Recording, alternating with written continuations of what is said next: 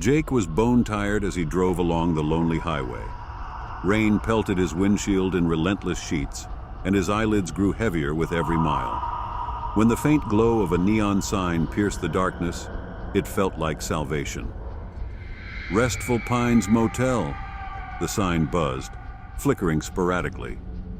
Jake pulled into the cracked and empty parking lot, his headlights casting long shadows across the peeling paint of the building. The place looked neglected, but at that moment, he didn't care. He just needed a bed. The clerk at the front desk barely looked up as Jake approached. He was an older man, gaunt and pale, with deep-set eyes that didn't quite focus. He slid over the key to room 7 without a word. Jake hesitated, waiting for some acknowledgement, but the man simply turned away, disappearing into the back office. Jake shrugged and made his way to the far end of the lot, where room 7 waited. The door creaked ominously as he pushed it open. The room was as unremarkable as he'd expected. Beige walls, a threadbare carpet, and a bed with a lumpy mattress. The air smelled faintly of mildew, but Jake was too tired to care. He tossed his bag on the floor, kicked off his shoes, and collapsed onto the bed. The rain outside continued to pour, drumming against the window like fingers tapping insistently. Jake drifted in and out of uneasy sleep.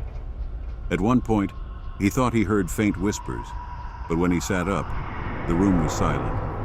Shadows seemed to shift in the corners, but his exhaustion outweighed his unease, and he eventually dozed off.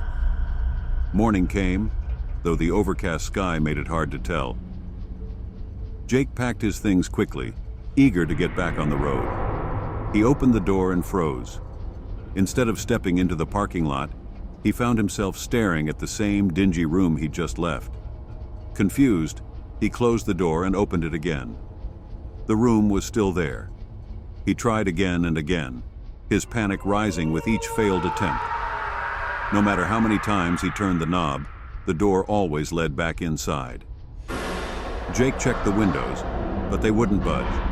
His phone was useless. No signal, not even a faint bar. He pounded on the walls, yelling for help, but the motel was eerily silent, as though he were the only soul in the building. Desperation mounting, Jake tried the bathroom door next. When he stepped through, he found himself in another version of room 7. This one was slightly different. The wallpaper was faded, and the bedspread had a tear down the center. Each door led to another room 7, each version darker and more decayed than the last. The walls in one room were discolored with damp stains. In another, the furniture was overturned, and the air felt oppressively heavy. As Jake ventured further, the rooms grew more grotesque. The carpet squelched underfoot, as if soaked with something vile. Symbols began appearing on the walls, carved into the plaster like warnings. The whispers returned, louder now and unmistakably calling his name. Jake spun around, searching for the source, but the room was empty. Shadows flickered at the edges of his vision, always disappearing when he turned to face them. By the 20th room, the walls seemed to breathe. Dark veins pulsed beneath the peeling wallpaper, and the bed was little more than a mass of twisted, thorny vines. The mirror above the dresser was cracked and oozing a black liquid that pooled on the floor. Jake tried every door he could find, the closet, the bathroom, even the cupboard under the sink, but they all led back to another nightmare version of the room. Finally, he noticed something new. The closet door was slightly ajar. Through the crack, he could see an endless black void. The whispers grew deafening as he approached, filling his ears with promises and threats.